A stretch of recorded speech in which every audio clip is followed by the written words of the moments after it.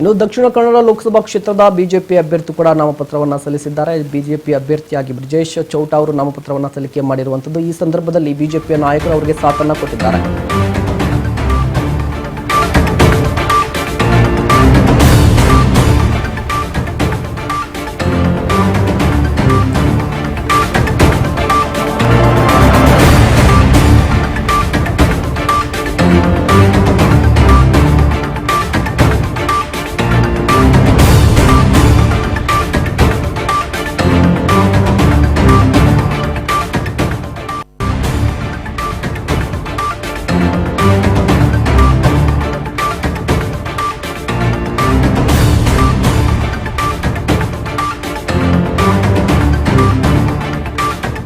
ಸಲ್ಲಿಕೆ ಮಾಡಿದ್ದಾರೆ. ಈ ಸಂದರ್ಭದಲ್ಲಿ ಸಂಸದರಾಗಿರುವಂತಹ ನಳಿನ್ ಕುಮಾರ್ ಕಟೀಲ್ ಸೇರಿದಂತೆ ಬಿಜೆಪಿಯ ನಾಯಕರು ಅವರಿಗೆ ಸಾಥನ್ನು ಕೊಟ್ಟಿರುವಂಥದ್ದು. ದಕ್ಷಿಣ ಕನ್ನಡ ಲೋಕಸಭಾ ಕ್ಷೇತ್ರದ ಬಿಜೆಪಿ ಅಭ್ಯರ್ಥಿ ಬ್ರಿಜೇಶ್ ಚೌಟ ಅವರು ನಾಮಪತ್ರವನ್ನು ಸಲ್ಲಿಕೆ ಮಾಡಿದ್ದಾರೆ.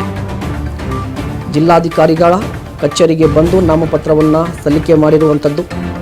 ಈ ಸಂದರ್ಭದಲ್ಲಿ ಹಾಲಿ ಸಂಸದರಾಗಿರುವಂತಹ ನಳಿನ್ ಕುಮಾರ್ ಕಟೀಲ್ ಅವರಿಗೆ ಸಾಥನ್ನು ಕೊಟ್ಟಿದ್ದಾರೆ. ಜೊತೆಗೆ ಬಿಜೆಪಿಯ ನಾಯಕರು ಕೂಡ ಅವರಿಗೆ ಸಾಥನ್ನು ಕೊಟ್ಟಿರುವಂಥದ್ದು.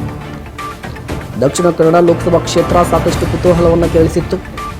ಈ ಬಾರಿ ನಳಿನ್ ಕುಮಾರ್ ಕಟೀಲ್ ಅವರಿಗೆ ಟಿಕೆಟ್ ಮಿಸ್ ಆಗಿದೆ. ಬ್ರಿಜೇಶ್ ಚೌಟ ಹೊಸ ಅಭ್ಯರ್ಥಿ, ಹೊಸ ಮುಖಕ್ಕೆ ಬಿಜೆಪಿ ಮಣೆ ಹಾಕಿರುವಂಥದ್ದು. ಈ ಬಾರಿ ಸಾಕಷ್ಟು ಜಿದ್ದಾಜಿದ್ದಿನಿಂದ ಕೂಡಿರುತ್ತೆ ದಕ್ಷಿಣ ಕನ್ನಡ ಲೋಕಸಭಾ ಕ್ಷೇತ್ರ. ಯಾಕಂದರೆ ಸಣ್ಣ ಪ್ರಮಾಣದಲ್ಲಿ ಆಡಳಿತ ವಿರೋಧಿ ಅಲೆ ಇರುವಂಥದ್ದು ನಳಿನ್ ಕುಮಾರ್ ಕಟೀಲ್ ವಿರುದ್ಧ ಒಂದಿಷ್ಟು ಅಸಮಾಧಾನ ಇತ್ತು. ಕೊನೆಗೂ ಕೂಡ ಹೊಸ ಮುಖಕ್ಕೆ ಅವಕಾಶವನ್ನು ಕೊಟ್ಟಿರುವಂಥದ್ದು. ಬ್ರಿಜೇಶ್ ಚೌಟ ಅವರು ಇವತ್ತು ನಾಮಪತ್ರವನ್ನು ಸಲ್ಲಿಕೆ ಮಾಡಿದ್ದಾರೆ. ಮತ್ತಷ್ಟು ಸುದ್ದಿ ಸಣ್ಣ ಬ್ರೇಕ್ನ ನಂತರ.